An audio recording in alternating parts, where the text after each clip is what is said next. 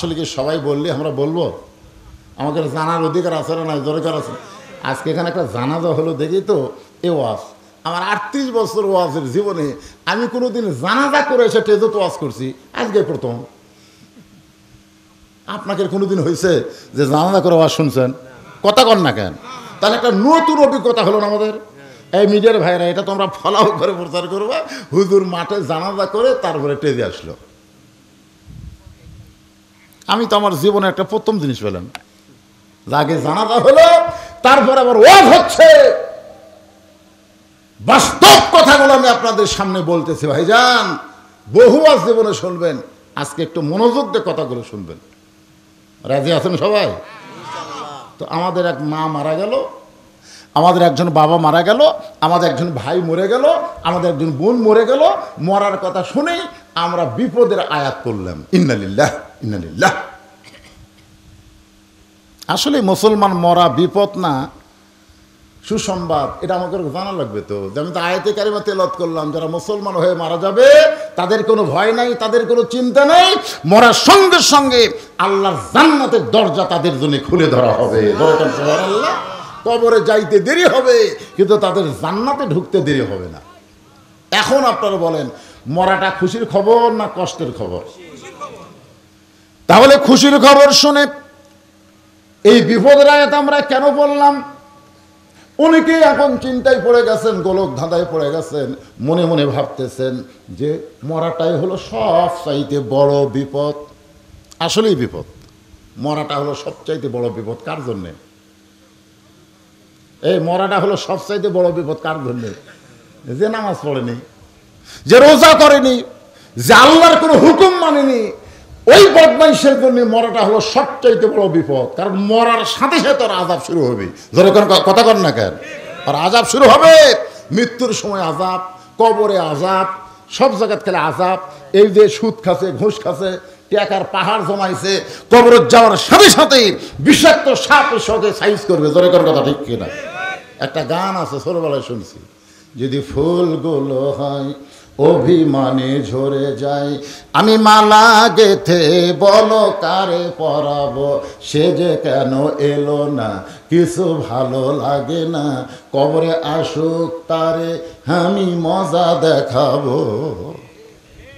কি কবরে মজা আছে না নাই? কার জন্যে? এখন যদি আপনারা বলেন হুজুর আমাকেরও জন্যে, তাহলে ইসলাম ওটা হিন্দুতে, এই ইসলাম ওটা হিন্দুতে, মুসলমান যা কাফের তাই। গোলে মালে আলু করলে হবে না। আজকে জান্নাতের বাগানে বসে যারা রাত জাগা শুনতেছেন, আর যাই হোক তাদের কবর কবর হবে না, আল্লাহ তাদের কবরকে জান্নাতের টুকরা বানায় দিবে। কেমনে বানায় দিবে? এমনি দিবে না, কেমনে দিবে? এইটা মুসলমানের বাচ্চা হিসাবে আমাদের জানার অধিকার আছে না নাই? দরকার আছে না? একটু মনোযোগ দিয়ে শুনবেন, মনোযোগ দিয়ে শুনলেই বুঝতে পারবেন কঠিন কোন সাবজেক্ট আপনাদের সামনে বলতেছেন। ভাই যাইতেই যখন হবে, বাড়ির থেকে বের হলেই বউ কান গরম করে দেয়, দেখাশোনা আওয়াজ করবেন। আমি কি দেখব? বলে দেখবেন বর্তমান সরকারের কোনো নেতা তেজত আছে কিনা, আশেপাশে পুলিশের গাড়ি, র্যাবের গাড়ি আছে কিনা, এগুলাকে দেখবেন, তারপর ওয়াজ করবেন। এগুলা থাকলে তেল আওয়াজ মারা বাড়িতে আসবেন। আমি বললাম, আমি যে বাড়িতে আসতে পারবো তার গ্যারান্টি কি? বলে না, এগুলা কঠিন ওয়াজ না করলে তো পুলিশ ধরবি না, পুলিশ না ধরলেই তো আপনি চলে আসবেন। আমি বলি পুলিশ না ধরে যদি আজরাইল ধরে, যেই কইছে আজরাইল, আর বউ চমকে করছে, এতদিন খালি পুলিশ ধরার টেনশন করছি গো, আজরাইল ধরার কোনো টেনশন করিনি। আপনারা কি ধরার টেনশন করেন, পুলিশ না আজরাইল? এই ভোটের আগে আমাদের বগুড়ায় কি হলো জানেন? যারা বিএনপি করে, জামাত করে, এরকম পুলিশ একেবারে বাছাই করে করে ধরা শুরু করলো। তো আমার এলাকার একজন নেতা ওই জেঁতা অবস্থায় গোরস্থানে একটা কবর খুঁড়িছে, একের গোরস্থানের মাঝখানে একটা কবর করে, সেই কবরের নিচে খেয়াল দিছে, তার উপর কম্বল দিয়ে, তার উপর ল্যাপ নেয়, আরামসে ঘুম পাড়ে। রাত্রেবেলা বউকে মোবাইল করে, কে গো খবর কি? বউ চুম করে বলে আপনার খবর কি? বলে মাশাআল্লাহ, কোনো টেনশন নেই, এমন জায়গাতে আছি, পুলিশের বাপেরও ক্ষমতা নেই, এ জায়গাতে আসে। বউ বলতেছে তাহলে ভালো থাকেন। সন্ধ্যা থেকে এ পর্যন্ত 3বার পুলিশ আইছিল, স্বামী বলতেছে যতই চেষ্টা করুক হামাক খুঁজে পাবি না। আসলে গোরস্থানের মধ্যে জেঁতা অবস্থায় শুয়ে থাকা আপনি কোন লক্ষণ ভালো মনে করেন? আপনাকে বোঝানোর জন্য বলতেছি, আজকের এই লাশ দাফন করার জন্য বোঝানোর জন্য বলতেছি। মনে করেন আল্লাহ আজরাইলকে বলতেছে যা তো পুলিশের চেহারায় ওর কাছে যা। কার চেহারায়? বর্তমানে মানুষ খালি বাংলার লোকেরা পুলিশ ধরার চিন্তা করতেছে, আজরাইল ধরার চিন্তাই করতেছে না। যা ওর কাছে পুলিশের পোশাক পরে যা। তা আজরাইল পুলিশের পোশাক পরে ওই গোরস্থানে যায় বলতেছে, কে রে ভাই? মাথা বের করে বলে, এই জায়গার তো খবর কে দিল? আমি তো মনে করছিলাম গোরস্থান নিরাপদ, আর এই জায়গার তুই পুলিশ কেমনি খবর পালি? বলে আমি তো পুলিশ না ভাই, আমি হলো আজরাইল। তখন কান দেওয়া হলো, ভাই রে, বর্তমান বাংলাদেশে পুলিশ ধরার ভয়ে আজরাইল যে ধরবে এইটা আমাকে মনেই নেই। আজখন মা দুনিয়ার থেকে বিদায় নিল, এরপর আপনাকে মনে কি কয়? যে কোনো সময় ধরবার পারে? কথা কোন ধরবার পারে? তো কারা কারা ঈশার নামাজ পড়েননি জানো না? যারা বলতেছেন যে কোনো সময় ধরবার পারে, এই কথা বলার পরে যদি ঈশার নামাজ না পড়েন তাহলে আপনি মনে হয় খুব জাননেওয়ালা আছেন যে ফজর পর্যন্ত আমি বাঁচব। ফজর পর্যন্ত বাঁচার কোনো গ্যারান্টি আছে? তাহলে ঈশার নামাজও পড়লেন না, ফজর আগেও মরে গেলেন। তখন আমরা হুজুরা জানাজা দিয়ে দোয়া করতেছি, আল্লাহ আল্লাহ কাই তোর চোখের পানি সাগর বানা, আমার রহমতের দরিয়ায় জোশ মারবে না। কারণ লা সালাত আলা ঈমানা, যার নামাজ নাই তার ঈমান নাই।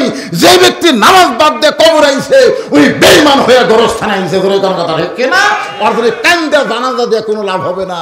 ওই যে ঈশার নামাজ পড়ে ফজর আগে মারা যাইতো, ওর জানাজা না থাকলেও ওর নামাজ আদায়ের কারণে আমি আল্লাহর জান্নাত দিয়ে দিতাম। নাম দিয়েছেন গোরস্থান এবং মসজিদ। এখন বলেন গোরস্থানের সাথে মসজিদের সম্পর্ক আছে না নাই? যেখানে আছে না নাই? কি সম্পর্ক? মসজিদের ঈশার নামাজ আদায় হবে। যে কোনো সময় আমাদের মৃত্যু হবে। এই মৃত্যুটা যদি মুসলমান হয়ে মরতে চায় একটু মনোযোগ দিবেন। মৃত্যু কিন্তু কঠিন বিষয় না। মরার খবর শুনলেই আমরা ইন্না লিল্লাহ পড়ি।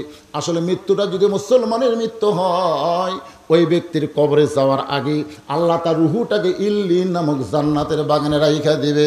কবরে আবার রুহুটা ফেরত দিবে। ওই রুহু তার দেহের মধ্যে ঢুকানোর পরে তাকে আবার জীবিত করা হবে। মুনকির নাকির তাকে 3টা প্রশ্ন করবে। 1 নম্বর প্রশ্ন হলো মান রব্বুকা, তোমার রবকে। যেই প্রশ্ন করবে তোমার রবকে, আপনার অনেকে বলতেছেন হুজুর প্রশ্ন করা মাত্রই উত্তর দিব আল্লাহ, প্রশ্ন করলে উত্তর দিব আল্লাহ। আপনি উত্তর দিবার পারলে উত্তর দিবেন না, উত্তর দেওয়াটা আপনার জন্য বিপদের কারণ হয়ে যাবে। কারণ যেই ব্যক্তি নামাজ নিয়ে কবরে গেছে তাকে নতুন করে রবের উত্তর দেওয়া লাগবে না। মসজিদে ঢোকার সাথে সাথেই ওই লোকটা নিয়ত করার পরেই বলেছে আলহামদুলিল্লাহি রব্বিল। রুকুতে যখন গেছে তখনই বলেছে সুবহান রাব্বিয়াল আযীম। আবার সেজদায় যখন গেল তখন বলল সুবহান রাব্বিয়াল আলা। দুনিয়ায় এতবার রব রব করে যে দুনিয়া থেকে কবরে গেছে তাকে রবের উত্তর নিজে দেওয়া লাগবে না, নামাজ তার পক্ষে উত্তর দিয়ে দিবে। আল্লাহ বলে মুনকির নাকির রে, যে নামাজ নিয়ে কবরের মধ্যে আইছে সে রবের উত্তর হয়ে গেছে। এখন আপনারা বলেন নামাজ ছাড়া কবরে যাবেন?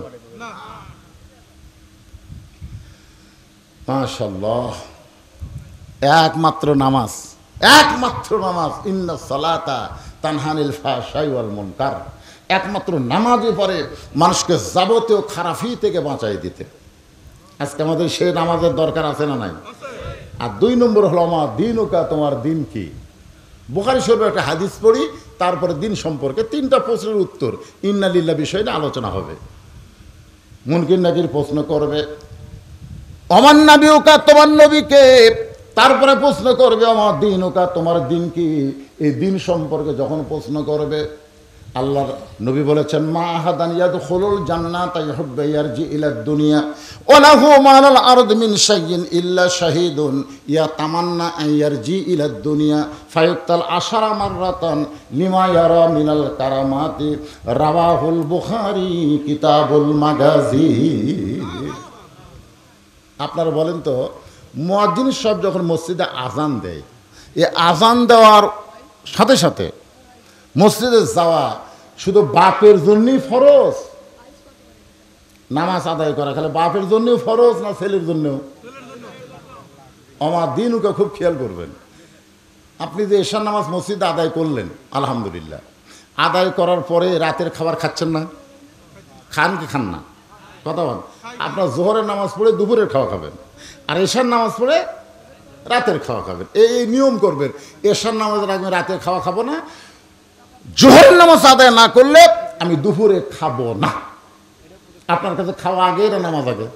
এটা একটা নির্ধারিত রুটিন করে নেবেন। তা আপনি এশার নামাজ পড়ে যায় বাড়িতে খাওয়ার বিছনায় আপনি বলতেছেন বাবু, মানে আপনার ছেলেকে আদর করে আপনি ডাকেন, বাবু আসো ভাত খাই। আপনার ছেলে 22 বছরের ছেলে, আপনার ডাক দেওয়ার সাথে সাথে আপনার কাছে এসে ভাত খাওয়ার বসলো। আপনার বউ আপনাকে ভাত দিচ্ছে, আপনিও ভাত খাচ্ছেন।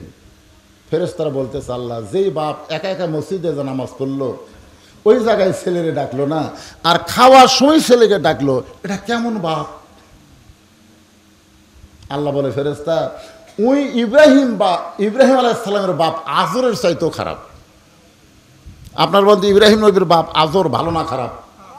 চড়কের উপরে যখন বসে আছে, নিচে নমরুদের আগুনের চুলা দাও দাও করে জ্বলতেছে, এমন সময় রশি ধরে টানতেছে।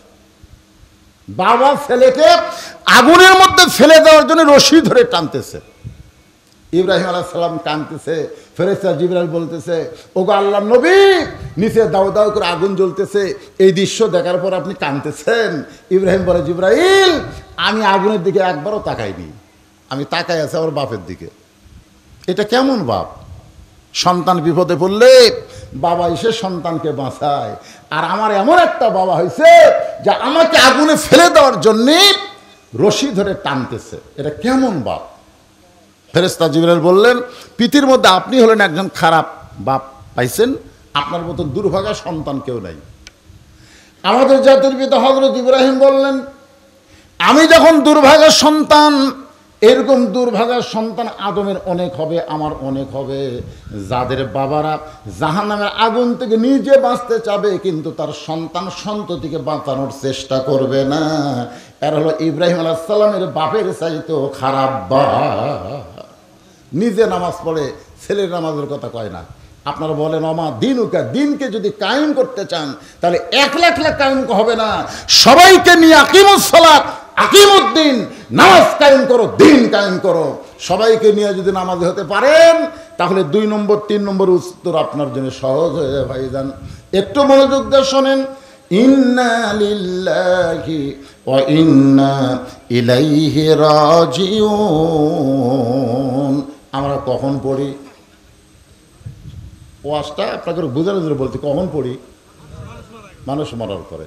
তার মানে বোঝা গেল মরাটাই হলো সবচাইতে বড় বিপদ। এখন আসেন, আল্লাহর একজন মস্ত বড় পয়গম্বর, নাম হলো মুসা কালিমুল্লাহ, নাম শুনছেন? উনি মাঝে মধ্যে তুর পর্বতে যাইতেন আল্লাহর সঙ্গে কথা বলার জন্যে। একদিন তুর পর্বতে গিয়ে আল্লাহকে বলতেছে, আল্লাহ আমার যা আছে আপনার তা নাই। আল্লাহ বলে, মুসা তোমার এমন কি আছে যেটা আমি আল্লাহর নাই? মুসা বলতেছে, আল্লাহ আপনি সবই জানেন, সবই জানেন, তারপর আপনি কি বলতেছি আমার যা আছে আপনার তা নাই? আল্লাহ বলে, মুসা তোমার এমন কি আছে যেটা আমি আল্লাহর নাই? মুসা বলতেছে, আল্লাহ আমার মৃত্যু আছে কিন্তু আপনার মৃত্যু নাই। আল্লাহ বলে, ঠিকই তো তাই রে। মুসা বলতেছে, আল্লাহ আপনি যতই চেষ্টা করেন আপনি মারতে পারবেন কিন্তু মরতে পারবেন না। মরার যে মজা আছে এটা আমি পাবো কিন্তু আপনি পাবেন না। মরার বলে আবার মজা আছে। মরার কি আছে? এটা কি আমার কথা না আল্লাহর? আল্লাহ বলেছেন, দেখেন আয়াতের শাব্দিক অর্থের দিকে খেয়াল করেন, কুল্লু নাফসিন জায়গাতুল মউত। জায়গা শব্দের অর্থ হলো স্বাদ, মজা। তরকারির স্বাদ আছে, গোস্তের স্বাদ আছে, ইলিশ মাছের স্বাদ আছে। জায়গা শব্দের অর্থ কি? স্বাদ। জোরে কোন কি? তাহলে মৃত্যুর একটা মজা আছে, মজা। আগুনে পুড়ে মরা, অ্যাক্সিডেন্ট হয়ে মরা, স্ট্রোক করে মরা। আপনারা বলেন তো এমনি এমনি মরা? এমনি এমনি কেউ মরছে? এমনি এমনি না। সবাই বলবে এ এ এ এ। আজরাইল আলাইহিস সালাম বললেন, আল্লাহ আমি যখন সন্তানের কাছ থেকে মাকে নিয়ে আসবো, সন্তানের কাছ থেকে বাবাকে নিয়ে আসবো, আবার বাবার কাছ থেকে সন্তানকে নিয়ে আসবো, তখন আমাকে তো সেই রকম গাল দিবে। আল্লাহ বলে তো গালানোর টাইমই পাবে না। আজকে কেউ আজরাইলের কথা কইছে? সব একই কথা বলতে, স্ট্রোক করে মরছে রে, স্ট্রোক করে মারা গেছে। এর আগে একবার স্ট্রোক করছিল হুজুর, সে এবার বাঁচছিল, কিন্তু এবার আর বাঁচল না। আসলে কি স্ট্রোক করে মারা গেছে? আমাদের বাংলাদেশে 3টা রহমান মরছে, 3টা। একটা হলো বঙ্গবন্ধু শেখ মুজিবুর রহমান, একটা হলো জিয়াউর রহমান, একটা হলো জিল্লুর রহমান। কি নাম জানেন আপনারা? 3টা রহমানের নাম জানেন? একটা হলো বঙ্গবন্ধু শেখ মুজিবুর রহমান, একটা হলো জিয়াউর, আর একটা জিল্লুর। যদি বাংলাদেশের লোকজনকে বলে শেখ মুজিবুর রহমান মারছে, জিয়াউর রহমান মারছে, জিল্লুর রহমান মরছে, আপনারা বলেন তো মারা আর মরা এর মধ্যে তফাৎ কি? এই ভাই মরা লাগবে রে, সবাইকে মরা লাগবে, একটা হাহু করেন। মারা আর মরার মধ্যে তফাৎ আছে না? এ ধরে কেন আছে না? নাই। কে মারতেছে? আল্লাহ কোরআনে ডাইরেক্ট বলেছেন, খুব খেয়াল করে শুনবেন, খালাকাল মাউতা ওয়াল হায়াতা লিয়াবলুয়াকুম আইয়ুকুম আহসানু আমালান ওয়া হুয়াল আজিজুল গফুর। আল্লাহ বলে, মুসা মৃত্যু তোমার কাছে কেমন মনে হয়? নার। এ দোয়া পড়েন আপনারা? পড়েন নাই? আল্লাহুম্মা ইন্না নাসআলুকাল জান্নাতা ওয়া নাউযু বিকা মিনান নার। এর বাংলা অর্থ হলো, আল্লাহ তোমার কাছে আমরা জান্নাতকে কামনা করি, জাহান্নামের আগুন থেকে বাঁচতে চাই।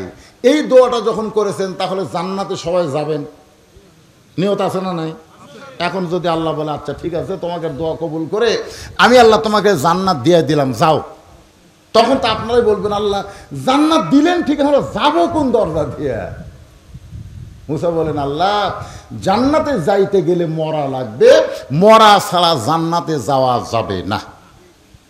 এখন আমি আপনাদের মিছিল করে নিব, এই জানাজা করলেন, ভিতরে কোনো আফসোস থাকবে না।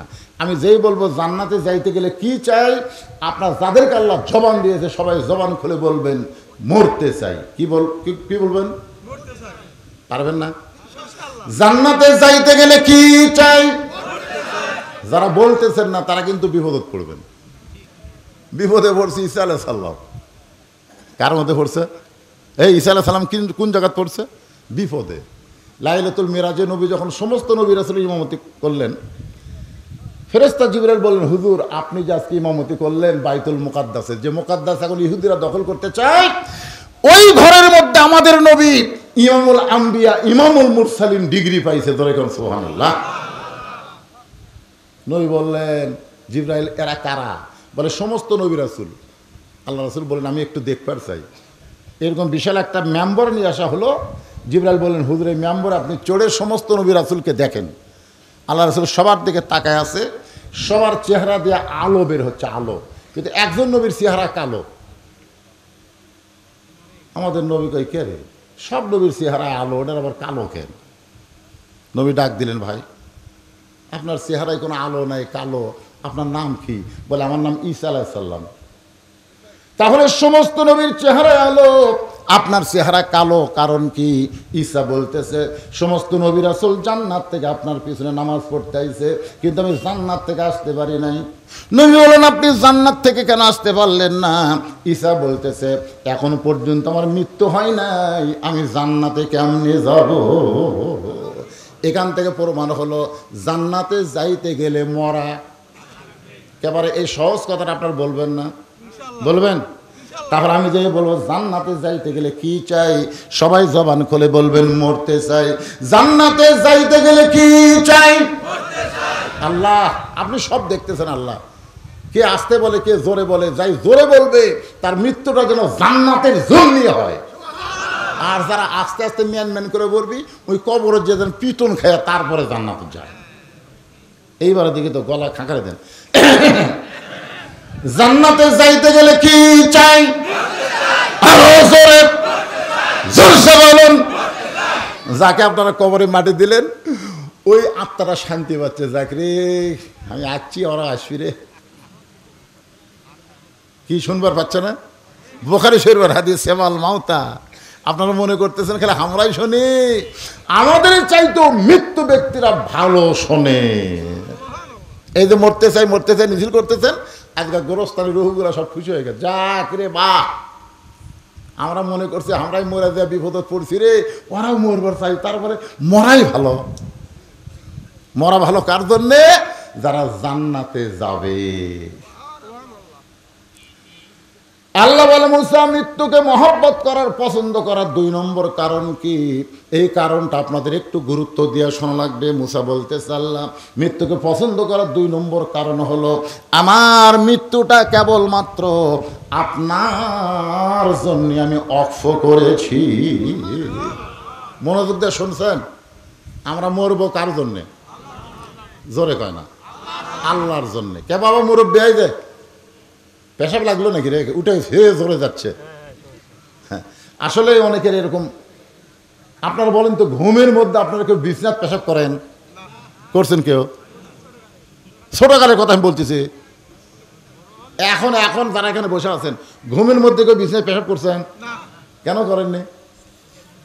ঘুম তো 5-6 ঘন্টা পারেন, তো 5-6 ঘন্টা ঘুমের মধ্যে আপনি পেশাব করলেন না বিছনায়, আর ওয়াজের মধ্যে 2 ঘন্টা বসায় আপনার ঘন ঘন পেশাব লাগে। আজকে যারা ওয়াজ শুনতে শুনতে পেশাব করে উঠবি, এরা যেন বিছনার স্বপ্নে পেশাব করে, বইয়ের হাতে তান পিটুন খায়। কি রে, সামান্য 2-1 ঘন্টা জান্নাতের বাগানে কোরআনের মহব্বতে আপনার পেশাব লাগে কেন? আল্লাহ কোরআনে বলেন অনুনাজ্জিলু মিনাল কুরআনি মা হুয়া শিফাউ ওয়া রাহমাতুল লিল মুমিনিন। মুমিনদের যাবতীয় রোগের ঔষধ হিসাবে, শিফা হিসাবে আল্লাহ কোরআন নাজিল করেছে। তা আপনি একটু মহব্বত করে দায়িত্ব নিয়ে মনোযোগ দিয়ে যদি কথাগুলো শোনেন, পেশাব লাগবে না। এদিক সেদিক মন দেন কেন? এই যে কবরের যারা গেল, পেশাব করবে? পায়খানা করবে? গোরস্থানের পাশেই জান্নাতের বাগানে কোরআনের মাহফিলে বসে আছেন, একটু মনোযোগ দিয়ে, বেশি সময় না। আমারও খেয়াল আছে বেশি রাত ওয়াজ করা যাবে না, ফজরের নামাজ আমাকে আদায় করা লাগবে, যখন ঠিক কিনা। এই জানাজার কারণে একটু দেরি হয়ে গেছে, যার কারণে আপনাদের হয়তো সামান্য একটু রাত হচ্ছে। এখন কয়টা বাজে? রাত 12:30 হয়ে গেছে। আচ্ছা, এত রাত হইতো এই খেয়ালই করিনি, এখনই শুরু করতে 12:30 বাজে গেল। যাক ভাই, একটু শোনেন মনোযোগ দিয়ে। তাহলে আমরা 2 নম্বর, মুসা আলাইহিস সালাম মৃত্যুকে পছন্দ করার কারণ হলো মরবো কার জন্যে? সবাই বলেন মরা তো লাগবি রে। বইয়ের জন্য মরবেন? প্রেমিকার জন্য মরবেন? নেতার জন্য মরবেন? নেতার জন্য জীবন দেব? শালা পাগলা রে, তুই মরে দেখ, নেতা তোর করে খোঁজ নিবি না। হ্যাঁ, একজন নেতার কথা বলতে পারেন, যেই নেতা হলেন আমাদের নেতা মুহাম্মাদুর রাসূলুল্লাহ। হ্যাঁ, সাইয়্যিদুল আম্বিয়া, সাইয়্যিদুল মুরসালিন। দরুদের মধ্যে আমরা বলি আল্লাহুম্মা সাল্লি আলা সাইয়্যিদিনা, সাইয়্যিদিনা। সাইয়্যিদিনা মানে আমাদের নেতা। ওই নবীর জন্য যদি জীবন দেন, ওই নেতার জন্য যদি জীবন দেন, ওই জীবনটা আল্লাহর জন্যই দেওয়া হবে। আল্লাহ নবী 2 জনা প্রেম করেছেন গোপনা, মাঝখানে তো অন্য কারো জায়গা ছিল না। লা ইলাহা ইল্লাল্লাহ, এর সাথে কি আছে? মুহাম্মাদুর। আচ্ছা, এখানে কি ও আছে? ওয়া কলেমের মধ্যে কি ও আছে? ওয়া মানে এবং লা ইলাহা ইল্লাল্লাহ এবং মুহাম্মাদুর রাসূলুল্লাহ, ওয়া আছে।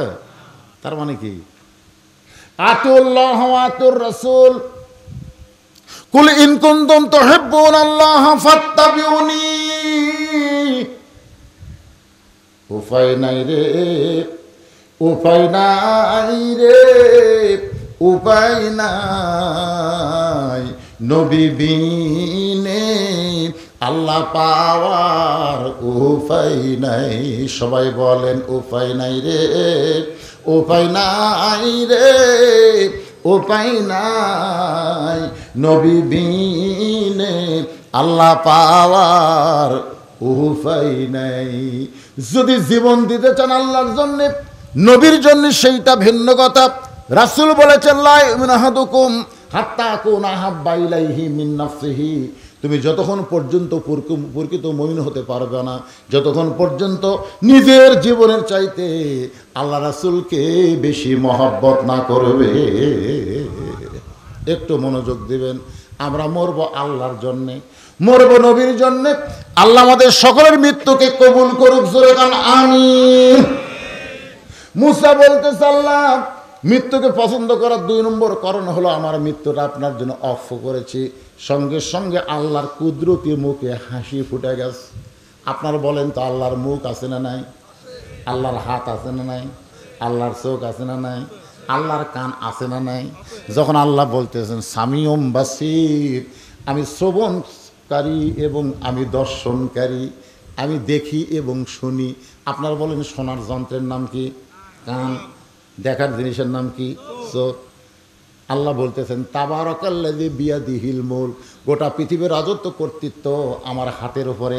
তার মানে আল্লাহর হাত আছে না নাই? এ কথা কোন আছে না নাই? আছে। আল্লাহর মুখ আছে, আল্লাহ কথা বলে। আল্লাহর চোখ আছে, আল্লাহ দেখে। মুসা নবী শুনতে পায়, আল্লাহর কুদরতি মুখে হাসি ফুটে গেছে। মুসা নবী কিন্তু আল্লাহকে দেখতে পায় নাই, কিন্তু শুনতে পেয়েছে। আপনি যে ঢাকার কোনো বন্ধুর সঙ্গে মোবাইলে কথা বলেন, বাটন মোবাইলে, ওই বন্ধু মোবাইল করতে করতে যদি কান্দে, আপনি এই বলে দেখার থেকে বুঝতে পারবেন আমার বন্ধু কাঁদতেছে। যদি বন্ধু হাসে তাহলেও কিন্তু আপনি বুঝতে পারবেন যে আমার বন্ধু হাসতেছে। আল্লাহর কুদরতি মুখে হাসি ফুটে গেছে। মুসা বলে, আল্লাহ আপনি হাসেন কেন? আল্লাহ বলে, হাসার কারণ হলো মুসা রে, তুমি বড় চালাক। আমার জন্য যারা মরবে, আমার জন্য মৃত্যুকে যারা অক্ষ করে দেবে, আমি আল্লাহ বলতেছি তাদের মৃত্যু নাই, তারা চির অমর হয়ে থাকবে। কত বড় সুন্দর কথা! আল্লাহর জন্য যারা জীবন দেয় তাদের মৃত্যুই নাই। এটা কি আমার কথা না আল্লাহর কথা? আল্লাহ কোরআনে বললেন, ওয়ালা তাকুলু লিমান ইউকতালু ফি সাবিলিল্লাহি আমওয়াতুন বাল আহইয়াউ ওয়ালাকিন লা তাশউরুন। আপনারা আল্লাহর জন্য কারা কারা মরবার চান? আল্লাহকে একটু হাত দেখুন।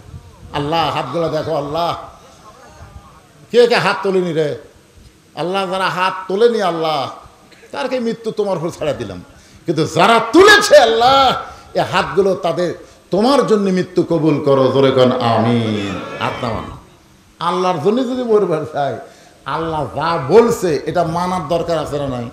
কথা কন না কেন? হাত তুলে বললাম আল্লাহ তোমার জন্য মরবার চাই। যেরকম এক স্বামী জমিতে আবাদ করে, হাল চাষ নিয়ে গেছে। হাল চাষ বোঝেন, তাকে গরু দিয়ে হাল বতো, নাঙ্গলে চাষ করতেছে। বউ আবার বাচ্চা কাচ্চা নাই, তো নিজেই স্বামীরে সকালবেলার খাওয়া পান্তা ভাত। আমাকে এলাকায় সকালের খাওয়া কৃষকের পান্তা ভাত। কি ভাত? 10টা বেজা যায়, 10টা বেজা যায়, পান্তা যায় না। স্বামী কয়েক হাল বইতে বইতে আমার খিদে লেগে গেল। বউ বাড়িতে কী করতেছে? ওই হাল ছাড়া দিয়া প্যান্টি ঘুরাচ্ছে আর আসতেছে যে বাড়ির যা বউ তোকে সাইজ কর্ম। কিন্তু বাড়ির কাছে আইসা দেখে বউ কাঁদতেছে আর বলতেছে, আমার স্বামীকে এত ভালোবাসি, স্বামী ছাড়া আমি বাঁচতে পারবো না। স্বামীকে আমি এত ভালোবাসি রে, স্বামী ছাড়া আমি বাঁচতে পারবো না। স্বামীর রাগ পানি হয়ে গেছে। স্বামী যে পান্টি ঘুরাচ্ছে বাড়ির যে মারবি, গান শোনে, আরে আমার বউ আমাকে এত ভালোবাসে।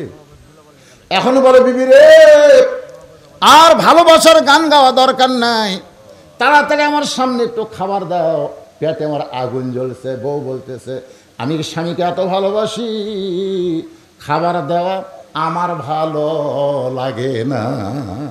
আমি স্বামীকে এত ভালোবাসি, কিন্তু খাবার দেওয়া স্বামীকে ভালো লাগে না। আপনার বলেন তো, এই ভালোবাসা দাম আছে? দাম আছে? তাহলে স্বামী দেখতেছে বউ আমাকে এমন ভালোবাসে, আমি হালাফান্তি ছাড়া তো উপায় দেখি না। আজকে যারা আল্লাহর জন্য জীবন দেওয়ার জন্য হাত তুলেছেন, লিমা তাকুলু মা লা তাফালুন, আল্লাহ কোরআনে বলেছেন, তোমার কথার সাথে আমলের যদি মিল না পাওয়া যায় তাহলে তুমি টাটকা মুনাফিক। জোরে কন কি মুনাফিক? কথা কন কি মুনাফিক? টাটকা মুনাফিক। এদেরকে কামি খালি বছর অন্তর একটা করে মাহফিল করবি আর টাকা আদায় করবি। একটা করে মাহফিল করা, টাকা আদায়, এটা উদ্দেশ্য করা যাবে না। এটা উদ্দেশ্য কি? আমাদেরকে আল্লাহ দুনিয়াতে ইবাদতের উদ্দেশ্যে পাঠাইছে। যেরকম কথা ঠিক কেন, কি কথা কর না কেন? আমা খলাকুল জিন্না ওয়াল ইনসা ইল্লা লিয়াবুদুন। ইবাদতের উদ্দেশ্যে তোমাদেরকে দুনিয়াতে সৃষ্টি করা হয়েছে। কিন্তু ইবাদতই যে আমরা সারা জীবন করি, নামাজ পড়ি, রোজা করি, কাজ কাম কিছু করি না, তাহলে চলবে? কোন চলবে? টাকা আদায় এটা একটা প্রয়োজন, কিন্তু উদ্দেশ্য হচ্ছে আজকের মাহফিল দিয়ে গোরস্থানের মাইয়াতকে আল্লাহ যেন জান্নাত দেয়, আর আল্লাহ যাদের জীবিত রাখছে তাদেরকে যেন হেদায়েত দেয়। জোরে কথা কর না কেন? তো উদ্দেশ্য টাকা কালেকশন করা এটা প্রয়োজন, কিন্তু প্রয়োজনকে যদি আপনি উদ্দেশ্য মনে করেন, অন্য কোনো খেয়াল নেই, খালি একটাই খেয়াল টাকা। টাকা দরকার আছে না নাই? কিন্তু বেশি হলে কিন্তু বিপদ। আল্লাহ কোরআনে বলেছে ইন্নামা আমওয়ালুকুম ওয়া আওলাদুকুম ফিতনা, নিশ্চয়ই তোমাদের সম্পদ আর সন্তান হলো তোমাদের বিপদের কারণ। আমাদের বাংলাদেশে যাদের টাকা বেশি আছে বিপদ কম না বেশি? আচ্ছা হাসরে একদিন আল্লাহ রাসূল বলেন, আবু বকর আজকে সকাল থেকে সন্ধ্যা পর্যন্ত তুমি কত টাকা রোজগার করলে, কত টাকা খরচ করলে, হিসাব দাও। তা আবু বকর বলতে, হুজুর ঠিক আছে হিসাব দিচ্ছি, কারণ এখন না একটু পরে। একটা লোহার পাত আল্লাহ মোরহের মধ্যে রাখলেন, আল্লাহ রাসূল রাখলেন, ওই পাতে সূর্যের তাপ পড়ে গরম হয়ে গেল। এখন আবু বকর বলতেছে ওই পাতের উপর চড়ে হিসাব দাও। আবু বকর রাদিয়াল্লাহু হিসাব দিয়ে দিতে একসময় বললো, হুজুর আমার পায়ের তালু জ্বলে যাচ্ছে, পুড়ে যাচ্ছে, আমি তো পুরো হিসাব দিয়ে পারলাম না। রাসূল বললেন তাহলে নামো। মানে সকাল থেকে সন্ধ্যা পর্যন্ত কত আয় করছে, কত ব্যয় করছে, এর হিসাব চাইতেছে, একদিন হিসাবই ওর উপর দিবার পারলো না। এখন বলে ওমর তুমি হিসাব দাও। ওর ভর হিসাব দিতে 4 আনা 16 আনার 4 আনা দিতে কয়, হুজুর আর পারতেছে না, নামাজ যাও। ওসমানকে বলতে তুমি হিসাব দাও। ওসমান গুনে 16 আনার 2 আনা হিসাব দিতে কয়, পায়ের তাউলা ফুড়ে গেল। আল্লাহ রাসূলকে নামাজ দাও। এখন আলী বলে, আলী তুমি হিসাব দাও। আলী উঠে বলতে ধর কামাইও নাই খাওয়াও নাই, কামাইও নাই খাওয়াও নাই। নবী কয় নাম রে, কিছু হয় না তো, কামাইও নাই খাওয়াও নেই, মানে কামাইও করেনি খায়ও নি। ওর পায়ের তালাত গরমও লাগে না, সোনার লাগান না গেল। তা আজকে যাদের সম্পদ বেশি আছে ঠেলা কম না বেশি? এ কথা কারণ হিসাব আল্লাহ পাই করে হিসাব নিতে। এই জন্যে সম্পদ রহমত, সম্পদ বিপদ। আমি কমিটির ভাইদেরকে বলবো, গভীর রাত হয়ে গেছে, আমি একটু আজকে একজন মা দুনিয়া থেকে চলে গেছে, ইন্না লিল্লাহ নিয়ে কথা বলতেছি, একটু মনোযোগ দা, আপনারাও শোনেন। সবাইকে হিসাব দেওয়া লাগবে, সবাইকে কবরে 3টা প্রশ্নের উত্তর দেওয়া লাগবে। জোরে কোন ঠিক কিনা?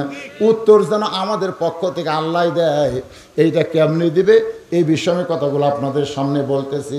এখন আল্লাহর জন্য জীবন দিবার গেলে আল্লাহর হুকুম আমাদের আমল করার দরকার আছে না নাই? জোরে করে আছে না নাই? আল্লাহর হুকুম হলো সৎ পথে চলতে হবে, সৎ কথা বলতে হবে। আল্লাহর হুকুম হচ্ছে আমাদেরকে 5 ওয়াক্ত নামাজ আদায় করা লাগবে। আল্লাহর হুকুম হলো আমাদেরকে হালাল ভক্ষণ করা লাগবে, হারাম স্পর্শ করা যাবে না। আল্লাহর হুকুম হলো মা বোনদের জন্য অকরনা ফি বুয়ুতিকুন্না ওয়ালা তাবাররাজনা তাবাররুজাল জাহিলিয়াতিল উলা। এ মেয়েরা তোমরা ঘরের মধ্যে থাকো, ঘরের বাহির তোমরা হও না। কোনো প্রয়োজনে যদি ঘরের বাহির হও তাহলে হেজাব নিয়ে, পর্দা নিয়ে হবে। ওই জাহিলি যুগের মেয়েদের মতন সাজুগুজু করে রাস্তায় বের হওয়া যাবে না। এই হুকুম কার? আরো জোরে বলেন হুকুম কার? আমার মায়েরা শোনেন, গভীর রাত্রে আজকে এই গ্রামের একজন মাকে কবর দেওয়া হলো, তারা জানাজা হলো 11টার সময়। তাহলে 11:30টায় এটা কি প্রথম রাত না গভীর রাত? জোরে কোন গভীর রাত না প্রথম রাত? আজকের যে মাকে